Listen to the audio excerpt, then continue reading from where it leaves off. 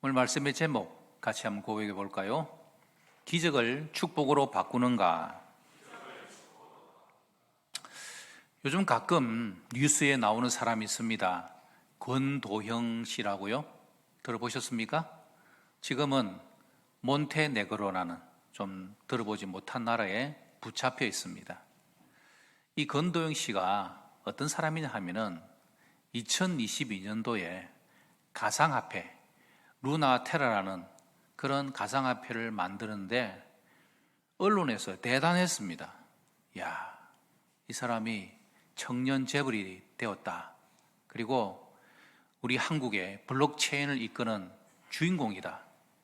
이 권도영이라는 사람이야말로 기적의 주인공이다 하면서 자신도 가상화폐에 대해서 강의도 하고 영상도 만들고 대단했습니다. 그러다가 2022년 5월이죠. 갑자기 그 가상화폐의 가치가 폭락을 하면서 그게 결국은 사기로 밝혀지고 거기에 투자했던 세계 모든 사람들이 큰 피해를 입었습니다. 지금 그 사람이 한국으로 좀 보내달라 그러고 아니면은 그 나라에서는 미국으로 송환하려고 하는 그런 가운데 있는데요. 만약에 미국으로 이 사람이 송환되면은 벌금을 7조 원을 내야 된답니다. 7조 상상해는 안 될 만큼의 그런 돈을 내야 되는 상황이고 징역을 받는다면은 115년형을 사야 될 그런 큰 벌이 그에게 있는 겁니다. 바로 기적이 재앙으로 바뀌어진 대표적인 사람이죠. 여러분, 이 땅을 살아가면서 기적 같은 일들을 경험합니다. 지난 주간에 여러분은 어떤 일을 겪으셨나요? 어떤 사람은 차가 이렇게 2차선이 막혀서 1차선으로 지나가려고 하는데 덤프 트럭이 그대로 와가지고 받아버려가지고 그래도 사람은 다치지 않는 그런 상황을 겪은 우리 성도도 있고요. 그리고 여러 가지의 어려운 일들을, 놀라운 일들을 많이 겪습니다. 우리가 이런 놀라운 일, 감사한 일을 겪으면서 우리는 뭘 알아야 합니까? 하나님께서 놀라운 일을 행하고 계시구나. 우리는 그 사실을 고백하며 살아가는 것이죠. 하나님께서 때로는 우리의 이 땅의 삶 가운데서 기적을 일으키시고 놀라운 일을 일으키십니다. 왜 그럴까요? 하나님이 누구신가를 세상에 드러내기 위하여서 우리를 사용하시는 것입니다. 그런데 기적 같은 일, 놀라운 일, 감사한 일을 체험에서도 불구하고 그것을 축복으로 삼지 못하고 재앙으로 바꾸어 버리는 사람들이 있습니다. 대표적인 게 바로 이스라엘 백성들이잖아요.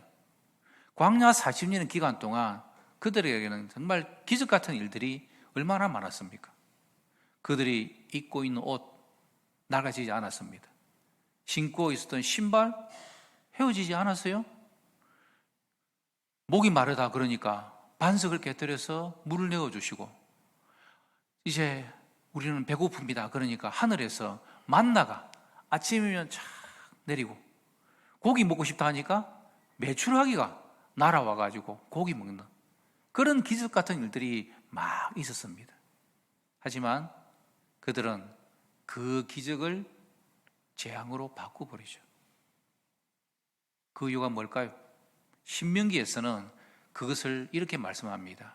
그들은 깨닫는 마음과 듣는 귀와 보는 눈이 그들에게 없었기 때문에 그들은 그것을 기적으로 감사함으로 여기지 않았다는 것입니다.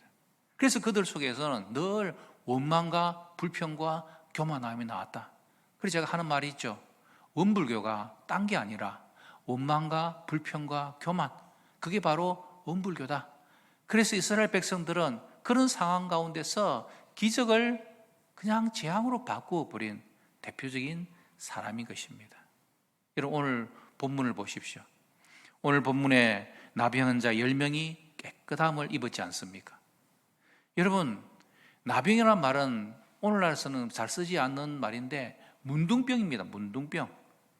그 병에 걸리면은 사람들로부터 분리되어지고 어쩌면은 가장 이 세상에서 큰 심판의 죄라고 재앙으로 여길 만큼 그런 병에 걸린 10사람. 그런데 그 10사람이 고침을 받아서 그 중에 예수님께 돌아온 사람은 단 한 사람이었습니다. 그 한 사람이 바로 기적을 축복으로 체험하고 경험한 사람인 것입니다. 여러분 어떻습니까? 여러분의 삶 가운데서 하나님께서 야, 이런 일을 나에게 일으키시구나. 왜 나에게 이런 은혜를 주시지? 라고 고백하면 깨닫는 분들이 계십니까? 그렇다면 그것이 여러분의 삶 가운데서 하나님 주시는 은혜요 축복인 줄 알고 기적이 축복으로 바뀌어지는 복된 삶을 살아갈 수 있는 저와 여러분 되시기를 주님 이름으로 축복합니다. 한번 따라해 볼까요? 기적을 축복으로 바꾸자. 첫 번째 질문입니다. 우리가 이 기적을, 놀라운 일을 축복으로 바꾸지 못하면 우리가 어떻게 될까요? 첫 번째, 따라해 볼까요? 재앙이 된다. 기적을 축복으로 바꾸지 못하면 이 기적은 아무것도 아니라는 것입니다. 성경에서 아무것도 아니다 라고 말할 때 그 아무것도 아니다, 이 nothing이라는 것은 먼지만도 못하다는 뜻입니다. 먼지. 요즘 황사와 미세먼지로 얼마나 고통을 많이 당하십니까? 참 이제는 그런 거 없던 일들도 요즘 막 생겨요. 이 황사 미세먼지가 우리에게 막 괴롭히는데 그래도 먼지는 먼지로 남아있잖아요. 그러나 우리가 기적을 축복으로 바꾸지 못하면 재앙이 되어서 우리에게는 아무것도 남지 않는 인생의 삶을 살게 됩니다. 왜 그럴까요? 왜 기적이 재앙으로 바뀌어집니까? 우리의 욕심 때문입니다. 욕심. 인간이 가지고 있는 이 욕심은 기적으로 하나님의 감사함으로 받아들인 것이 아니라 계속해서 또 다른 욕심이 우리 속에서 막 일어나니까 결국은 이 기적 때문에 욕심으로 인하여 재앙이 되어 망하는 사람들이 많다는 것입니다. 시편 106편 14절 말씀 읽습니다. 광야에서 욕심을 크게 내며 사망에서 하나님을 시험하였도다. 아멘. 바로 이스라엘 백성들이 그랬잖아요. 만나와 메추라기와 물, 이 모든 것들에 욕심을 내고 결국은 사막에서 하나님을 시험합니다. 기적을 경험하도 욕심 때문에 고라당 250명은 땅이 갈라져서 생매장을 당하고요. 연병에 걸려가지고 14만 7천 명이 죽습니다. 불뱀에 물려서 수많은 사람들이 죽고요. 그리고 결국 출애굽 1세대는 단 2사람, 누구죠? 요수와 갈렙만이 살고 나머지 출애굽 1세대는 다 죽는 겁니다. 그게 바로 재앙이었습니다. 20년 동안 경남 창원에서 노점상을 하면서 근근히 살아가는 부부가 있었습니다. 참 힘들었어요. 그래서 남편이 뭐 할까 생각하다가 매일 하루같이 로또를 하나씩 산 거예요. 그런데 놀랍게도 어느 날 자기가 산 로또가 1등 당첨이 된 겁니다. 1등 당첨금이 7억 8천만 원. 여러분 놀라지도 않네요. 7억 8천만이 어디 뭐 받기가 쉽습니까? 1등 당첨은 800만 분의 1이라 그러잖아요. 기적이다. 그러고 이 부부가 좋아했습니다. 야, 우리 이제 살게 되었다. 그러면서 기뻐했는데 그 1등 로또 당첨을 받고 나서부터 남편이 달라지기 시작하는 겁니다. 남편이 아내한테 막 화를 내고 짜증을 내고 그리고 막 어느 날은 아내 몰래 경남 창녕에 있는 땅을 엄청나게 돈을 들여가지고 땅을 사가지고 돌아온 거예요. 그래서 이 부인이 왜 나와 의논하지 않고 땅 사냐고 막 두 사람이 서로 말다툼하다가 이 남편이 화를 확 내면서 내가 오늘 끝장 부리라 이러면서 다용도실에 가가지고 망치를 꺼내와가지고 아내를 향해서 막 달려드는 겁니다. 그러니까 두 사람이 경기 붙어가지고 막 하다가 이 남편보다 아내가 힘이 좀 더 센 거예요. 그래서 남편의 망치를 확 빼앗아가지고 홧김에 남편의 머리를 20번을 때린 겁니다. 어찌 되겠습니까? 돌머리도 아니고 그냥 막 죽는 거죠. 그래서 이 아내가 징역 12년의 판결을 받았습니다. 로또 1등이라는 이 기적이 그 가정에는 재앙이 되어버린 거죠. 욕심입니다. 저와 여러분은 이 땅의 삶 가운데서 하나님께서 놀라운 일, 기적 같은 일들이 일어날 때에 그 일이 재앙이 되지 않기를 주님의 이름으로 축복합니다. 그럼 우리가 어떻게 해야 이 기적을 축복으로 바꿀 수 있겠습니까? 두 번째, 같이 고백해 볼까요? 끝까지 파고들어라. 무슨 말입니까? 기적이 나에게 생깁니다. 놀라운 일이 생깁니다. 그러면은 그 의미를, 그 뜻을 끝까지 파고들어야 한다는 것입니다. 하나님, 감사합니다.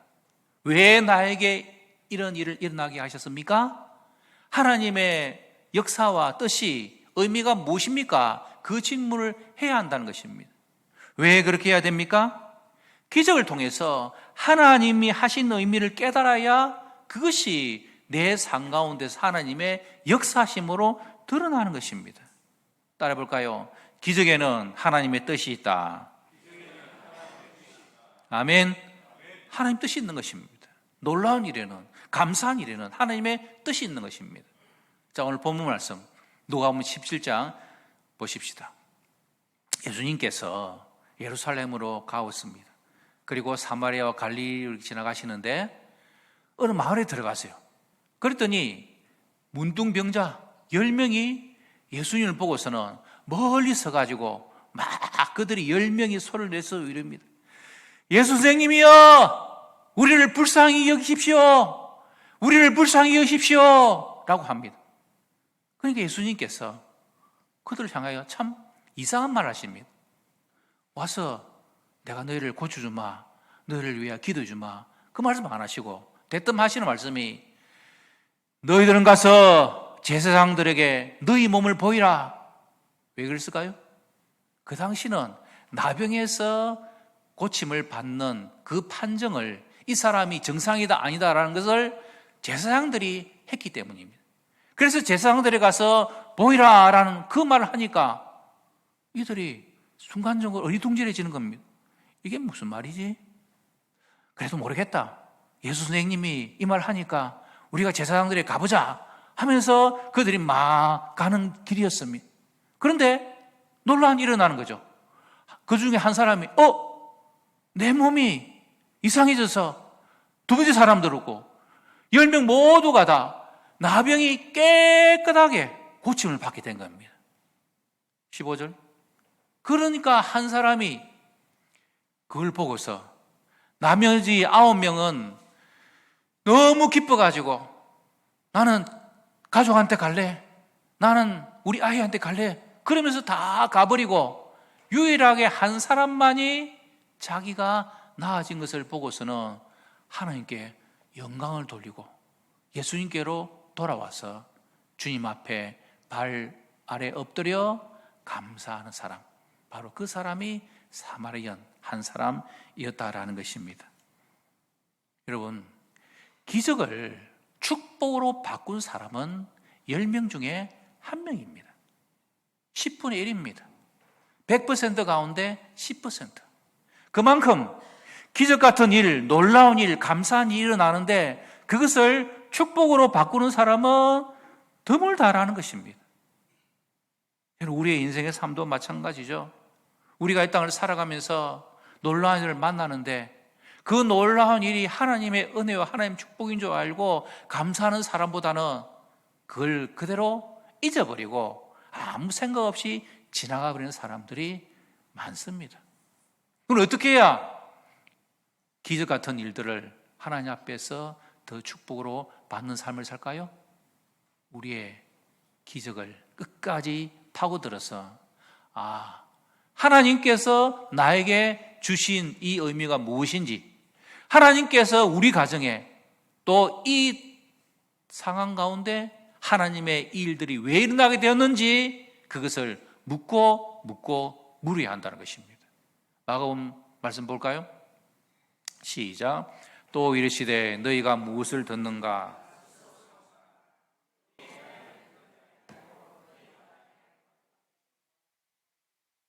아멘. 24절 보십시오. 헤아리는 것, 묻고 묵상하고 생각하는 것. 여러분, 우리가 하나님의 그 모든 삶을 하나님께서 살아계셔서 우리의 삶을 이끌어 가심을 믿는 우리의 신앙입니다. 그렇다면 우리 인생의 삶 가운데서 어떤 일이 나면 그 일에 대해서 묻고 그것을 묵상하고 깨달아야 되는 거죠. 예배를 드릴 때도 마찬가지입니다. 그냥 우리의 예배를 그냥 수동적으로 앉아서 그냥 들려지는 말씀만 이게 무슨 말 그렇게 생각하고 끝나는 것이 아니라 그 말씀을 통하여서 하나님께서 오늘 나에게 뭐라고 말씀하시는지 묻고 깨달아야 해요. 더 깊이 들어가야 된다는 거죠. 그래야 25절의 역사가 일어나는 것입니다. 시작. 있는 자는 받을 것이요 없는 자는 그 있는 것까지도 빼앗기리라. 아멘. 하나님의 놀라운 역사 앞에 끝까지 묻고 그 의미를 깨달아야 하나님의 더 풍성한 은혜를 우리가 받아 누리게 되는 것입니다. 따라해 볼까요? 주여 깨닫게 하소서. 아멘. 이영표 선수, 제가 좋아하는 축구 선수 중에 한 사람인데요. 왜냐하면 저하고 성이 같아가지고 좋아합니다. 다음 사진 아주 잘생겼어요. 이영표 선수가 참 신앙이 좋습니다. 4가지 기도 제목을 가졌어요. 첫 번째, 좋은 선수 되게 해주세요. 두 번째, 국가대표 선수 되게 해주세요. 세 번째, 유럽에서 뛰게 해주세요. 네 번째, 좋은 마무리하게 해주세요. 그 기도가 다 이루어졌습니다. 그래서 그가 37살인가 온누리 교회에서 은퇴식을 이렇게 하는데 그 은퇴식에서 간증을 합니다. 하나님이 나의 축구 선수로서의 생활을 기적같이 하나님께서 응답해 주셨고 내가 유럽에까지 뛰고 그리고 좋은 마무리로 맞춰주셨던 거 하나님이 기적 같은 은혜입니다. 간증을 했습니다. 그런데 은퇴를 하고 나니까 이제 당장 뭐가 일이 없고 하니까 마음이 막 이상해지더래요. 그래서 이게 어찌해야 되나 이렇게 하고 있는데 누가 이 이영표 선수에게 매일 성경의 한 구절씩 아침이면 이렇게 배달해 오는 앱이 있으니까 그거 한번 깔아보라고 그런 앱이 있습니다. 그래서 그걸 이렇게 깔고 이렇게 매일같이 말씀을 하나씩 받아가지고 그것을 묵상하고 그 의미가 무엇인지 깨닫는데 어느 날 고린도서 7장 10절 말씀 읽어볼까요? 시작. 하나님의 뜻대로 하는 근심은 후회할 것이 없는 구원에 이르게 하는 회개를 이루는 것이요 세상 근심은 사망을 이루는 것이니라. 아멘. 여기 은혜를 탁 받습니다. 내가 세상 근심에 그게 매몰된 삶을 사는 삶이 아니라 하나님의 뜻 가운데서 하는 이 땅의 삶. 그럼 하나님의 뜻 가운데서 내가 고민하며 사는 삶이 뭘까라고 생각해 보니까 하나님께서 오늘 나에게 주신 하루, 오늘 나에게 허락하신 만남, 오늘 나에게 허락하신 일, 여기에 최선을 다해서 충성하는 것, 이게 하나님의 뜻이구나. 그것을 깨닫고 그 의미를 알고 하나님 앞에서 살아가니까 이영표 선수에게는 은퇴 이후에 더 많은 일들이 열려가면서 요즘은 삭스업 대표라고 양말, 그러니까 운동선수들의 그런 특수한 양말을 제작해가지고 그 일 대표도 하고 요즘 골 때리는 뭐죠? 여자들인가? 거기에 감독도 하고 아주 그리고 해설위원도 하고 여러 가지 일들을 많이 합니다. 하나님 앞에서 자기의 삶이 기적 같은 은혜와 선물인 줄 알고 끝까지 그 의미가 무엇인지를 묻고 들어갈 때 하나님께서 하루 오늘 충성하고 최선을 다하는 삶을 깨닫고 그 삶을 살아가니까 기적이 축복이 되는 삶을 이경규 선수가 살아가는 것입니다. 그럼 결론적으로 우리의 인생의 삶이 하나님이 주시는 놀라운 일, 선물, 감사한 일, 이것이 기적인 줄 알고 그것을 축복으로 여기는 사람은 어떤 결과의 삶을 살까요? 세 번째, 고백합시다. 더 큰 기적의 삶을 산다. 지난주에 말씀드렸죠. 기적이라는 게 가만히 보니까 공평하지 못한 것 같습니다. 모든 사람에게 골고루 하나씩, 오늘은 이 기적, 내일은 저 기적, 그 다음날 또 다른 기적, 이렇게 우리에게 막 놀라운 일을 일으켜주면 좋은데, 때로는 어떤 사람은 날마다 막 놀라운 일들이 막 생깁니다. 그래서 막 감정이 풍성하고 놀라 일어나는데 나는 아무것도 없는 그런 우리의 모습을 보게 돼요. 왜 그런지 아십니까?